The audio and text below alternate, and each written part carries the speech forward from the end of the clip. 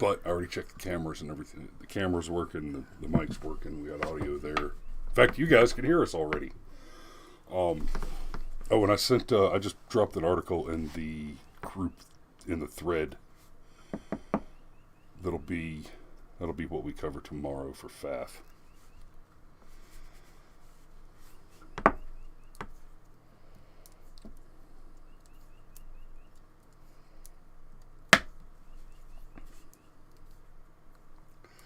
So, looks like we're 5x5 on Signal. Got a half dozen people watching already. Damn, that happens quick. And, boo. Steve, I don't think we're early back on YouTube. I think I just miscalculated by a day. And frankly, I wasn't entirely sure when the strike actually started.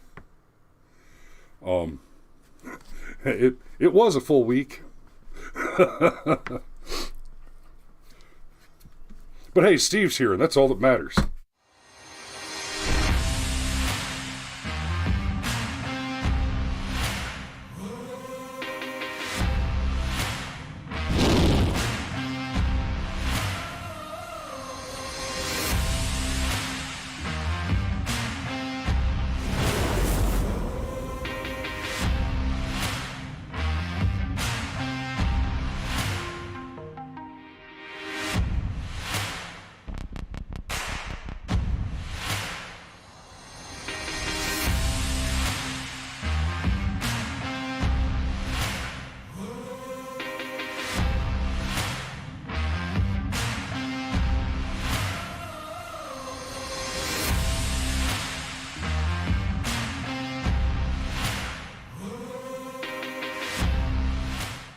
All right, I see Steve, I see Rose, Megan, Sergeant, Your Majesty, and there's Jamie, and Dan's with us this morning too. Good. So, couple of quick little admin notes, little housekeeping. Yesterday, so thing one, hey, we're back on YouTube. Ba-boom. I was actually not expecting us to be back on YouTube until tomorrow, but okay. And I was kind of planning on taking advantage of still being off YouTube today because we're going to touch on some things and we'll just have to be a little careful about it because, YouTube, well, they hate America and they're actively opposed to, rebelling against the enemy regime. But we'll get to some of that in just a minute. The other little piece of housekeeping. I don't know what happened with the Rumble stream yesterday. It just never went live. There it is. It's running today though. We are in fact live on Rumble this morning. And so I don't know where the hiccup in the technology was yesterday. I will be going back after the show today. I've obviously got the original Raw, and I'll post that back up on here. And there's GCM. Good morning, sunshine. Good to see you. Hey, no shit. I'm going to call you sometime this morning because we need to get together. I might have a little something for you in the not too distant. So, be advised, your phone's going to ring somewhere between 8 and 10 this morning. So, how you doing?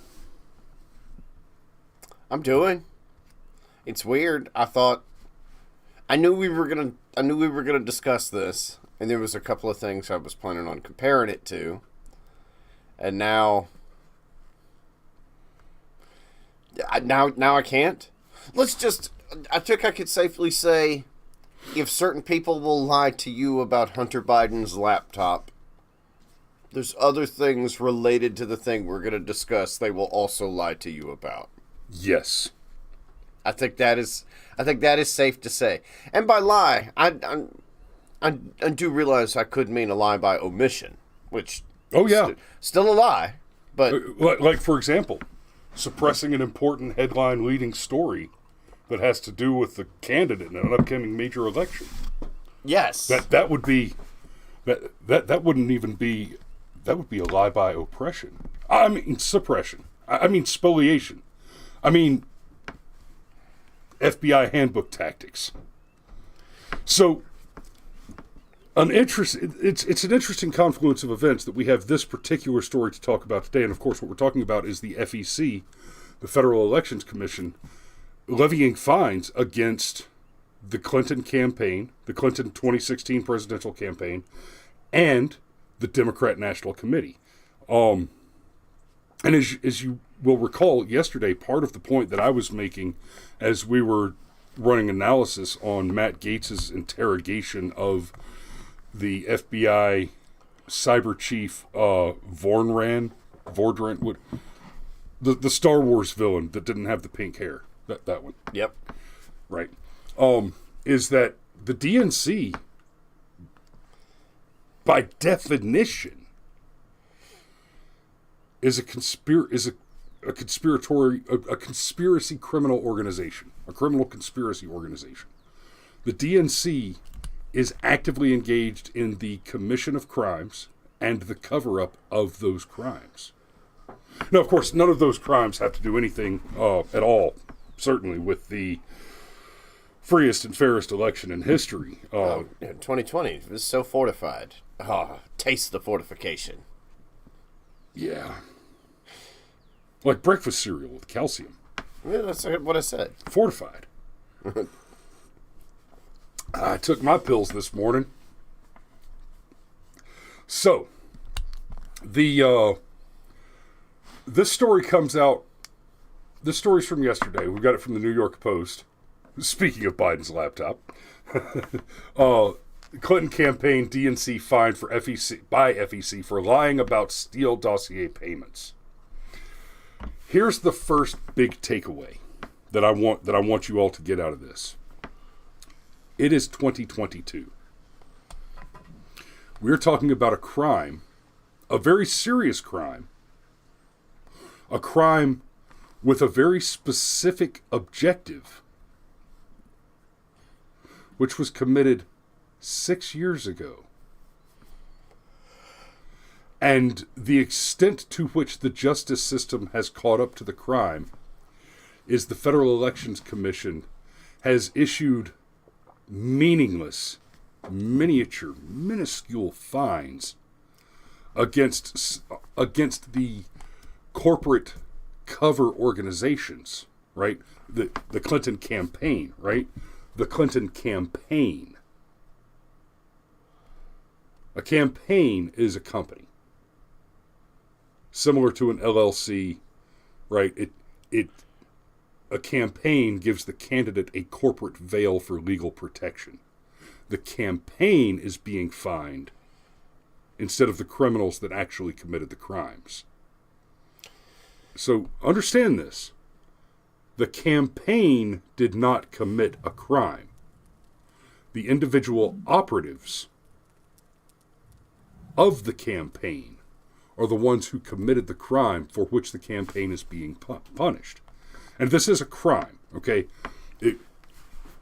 Even the minuscule accusation that they're running with to levy the fines, which doesn't even begin to approach actually designating the severity of the crimes detailed, it is in fact a crime, because what you're talking about is basically they're accusing them of misfiling their paperwork. Right? The Federal Election Commission has fined both Hillary Clinton's 2016 presidential campaign and the Democratic National Committee for lying about how they spent money used to fund the now debunked Steele dossier, on former President Donald Trump. The Clinton campaign and the DNC will be forced to pay $8,000 and $105,000 respectively for mislabeling payments that ultimately went to Fusion GPS, the consulting firm that commissioned the dossier, according to FEC documents viewed by the Post. Let's be very clear about what this means, okay? The FEC said Clinton and the DNC claimed the money was given to Perkins Coie to hire Fusion GPS, was reported on disclosure forms as having gone toward legal advice and services rather than opposition research. But what did Perkins Coie do with the money?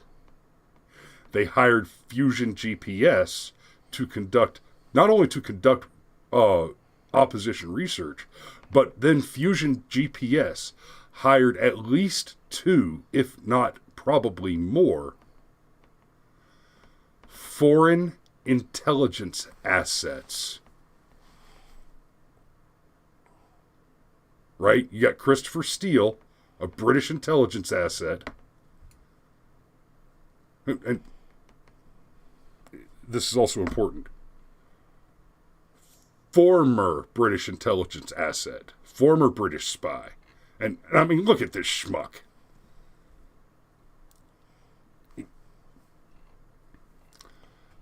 He wears that suit like it's a foreskin that's been pulled down over his head.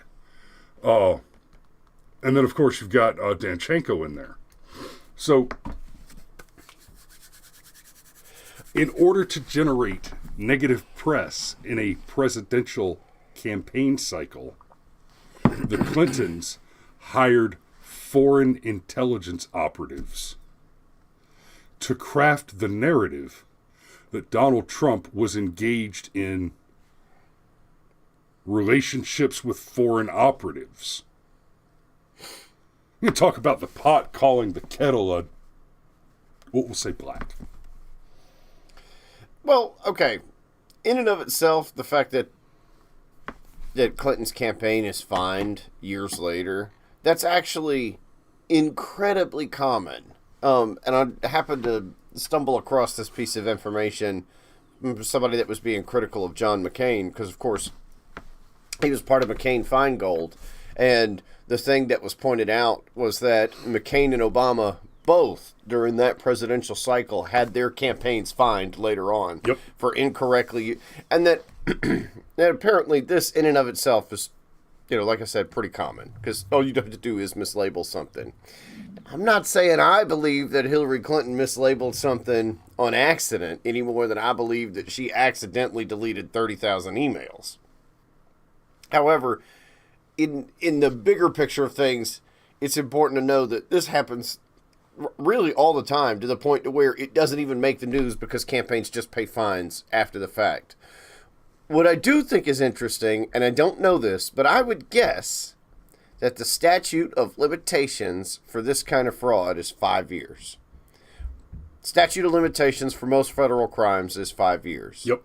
And here we are 6 years later, and this is when the fines come.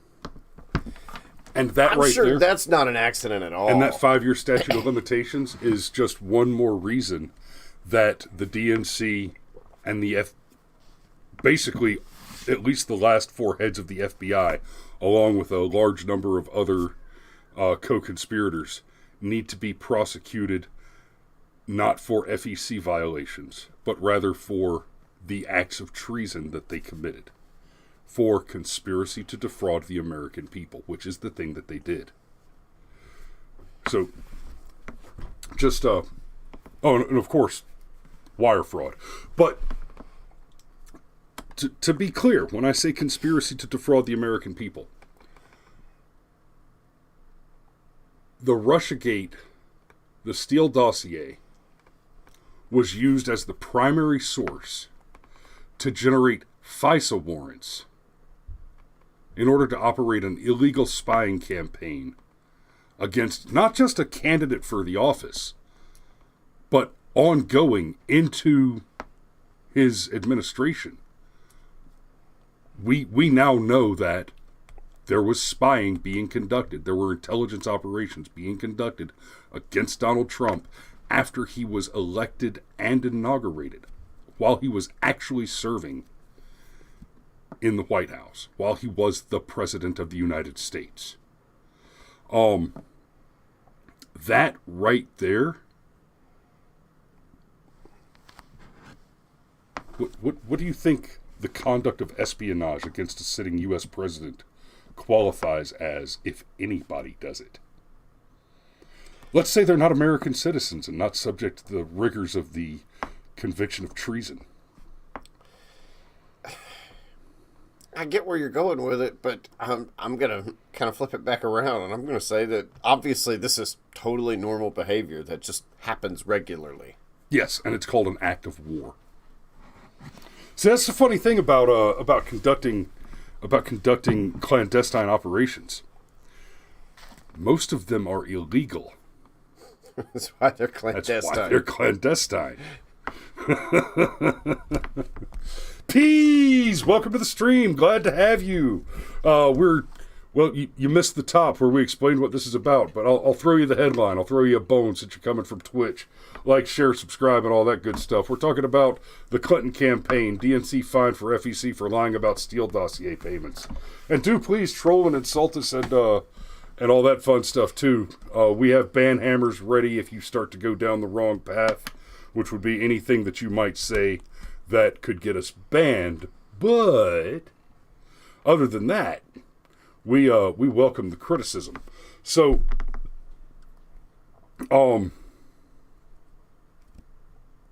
yesterday we pointed out, and this is related here. Yesterday we analyzed Matt Gaetz interrogating Vornbrand, the FBI cyber chief.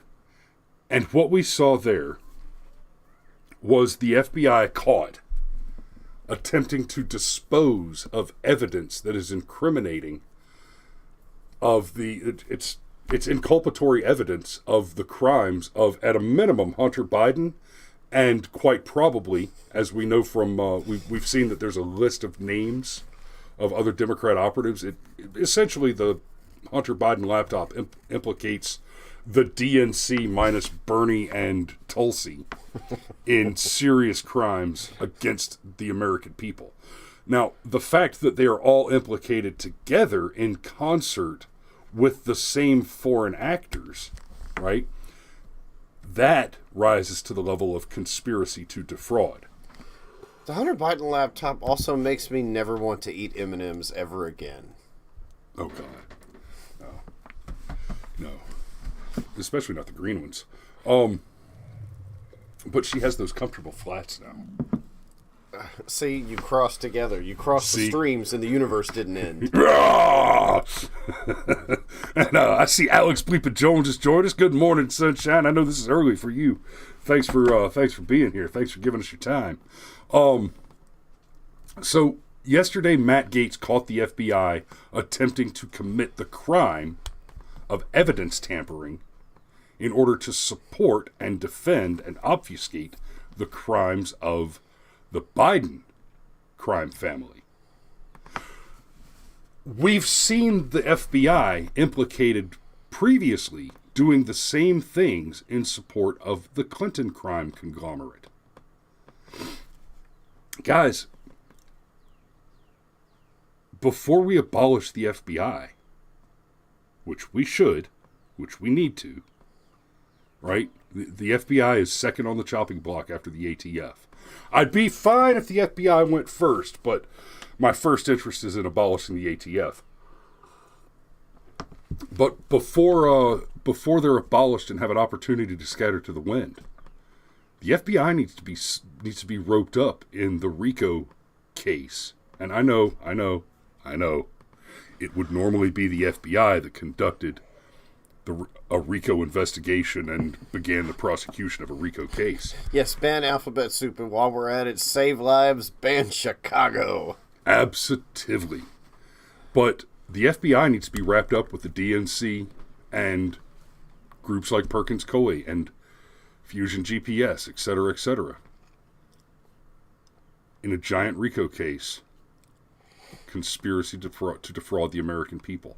This Steele dossier was used to generate illegal warrants, to conduct an illegal investigation, all at massive taxpayer expense, which financial burden should be laid on these criminal conspirators.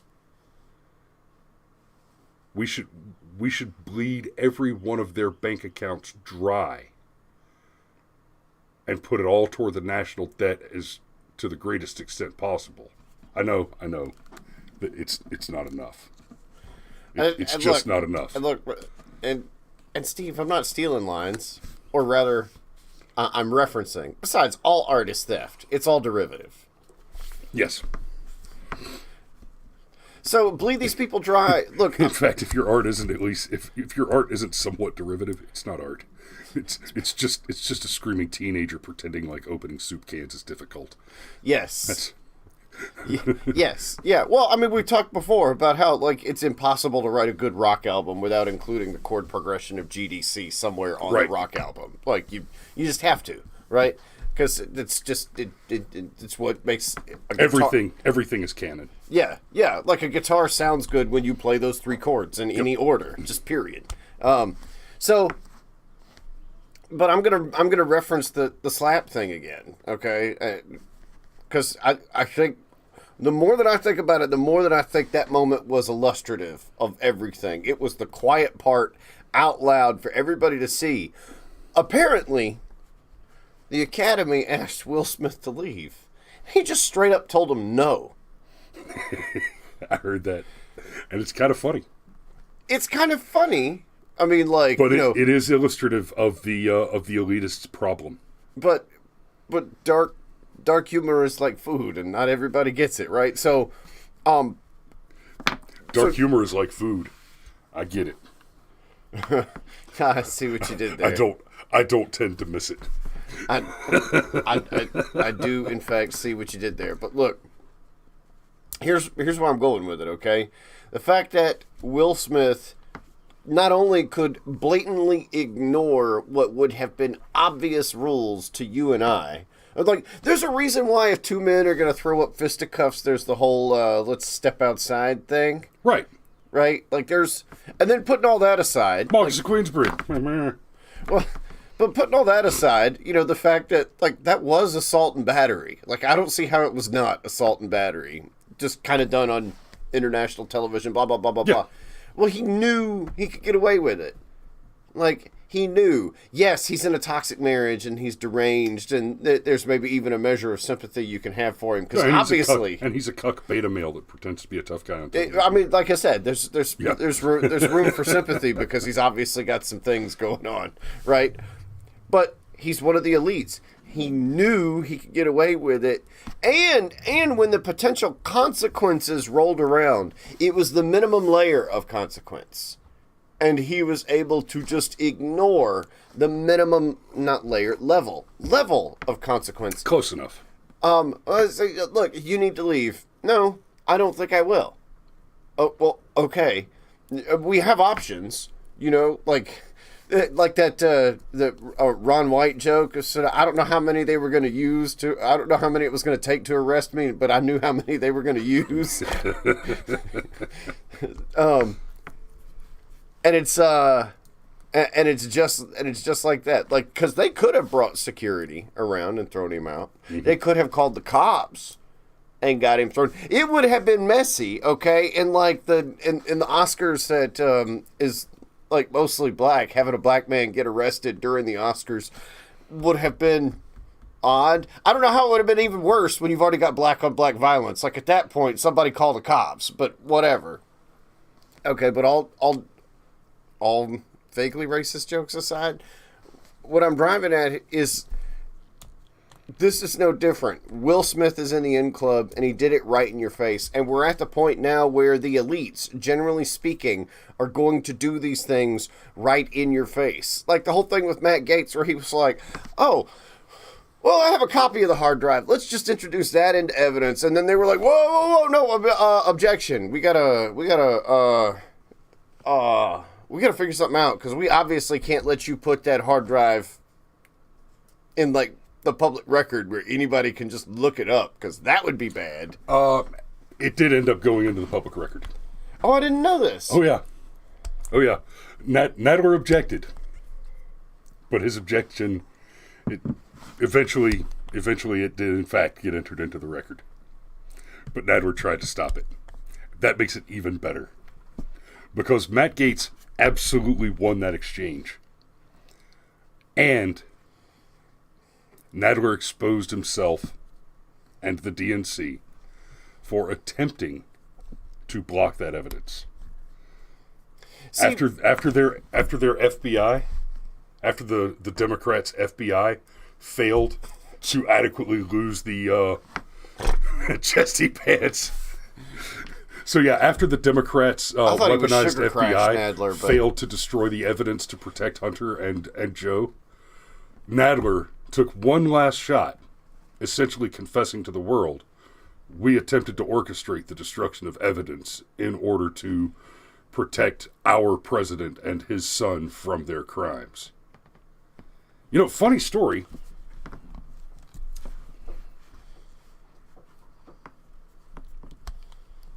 Nixon didn't break into Watergate.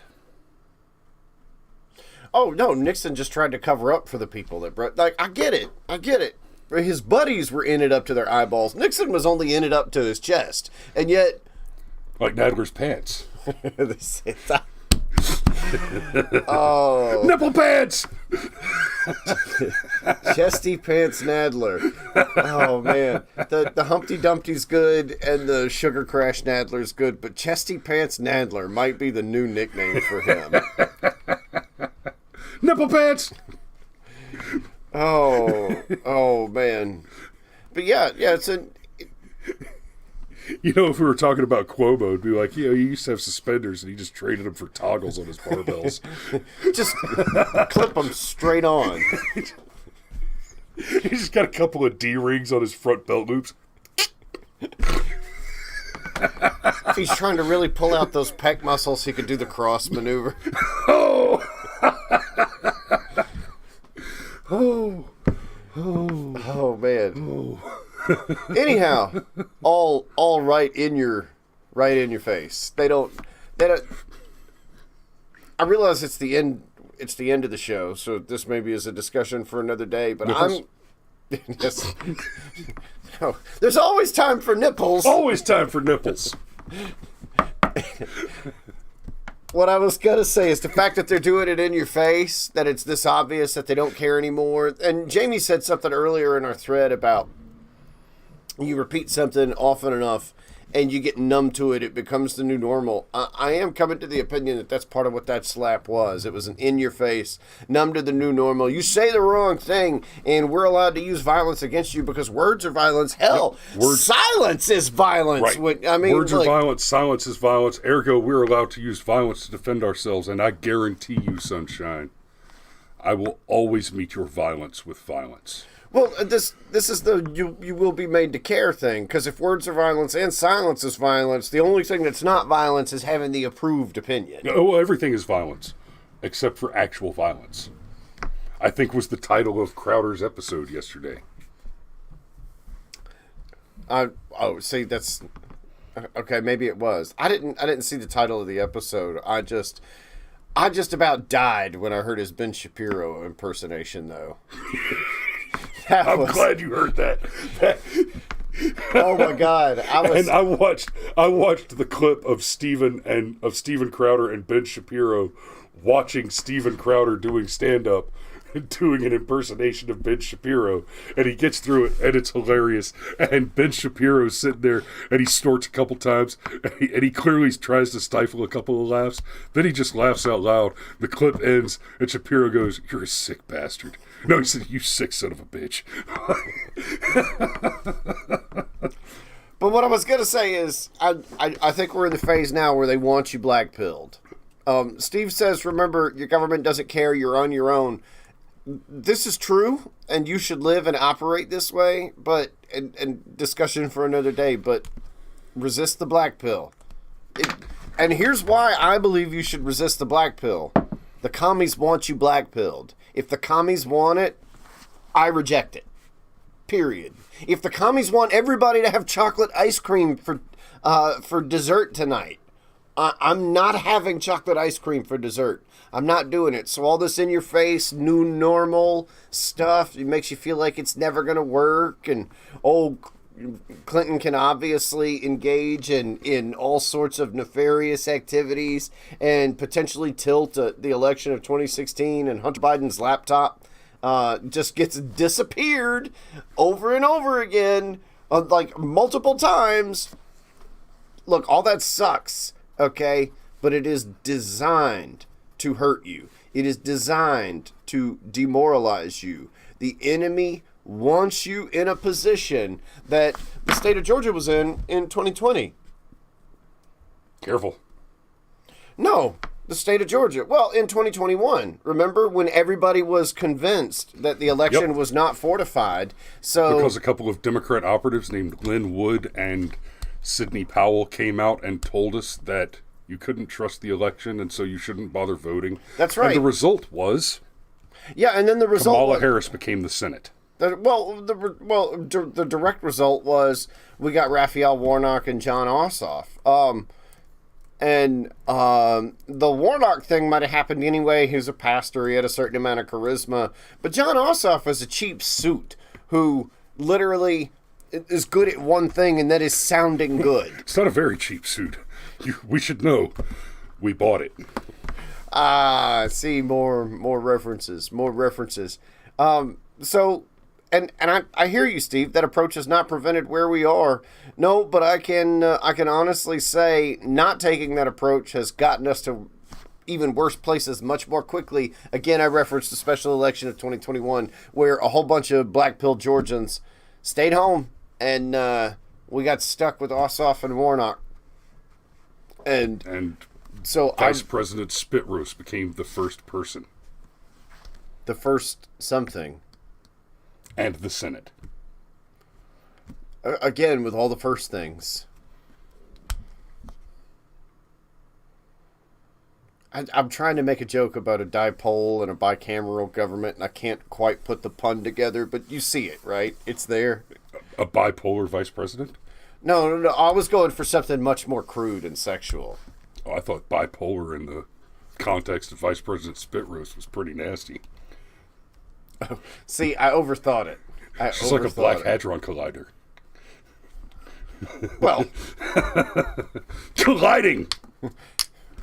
Oh, it got dark. Y'all be safe out there. We'll see you tomorrow. We're going to talk about some guns. Love you.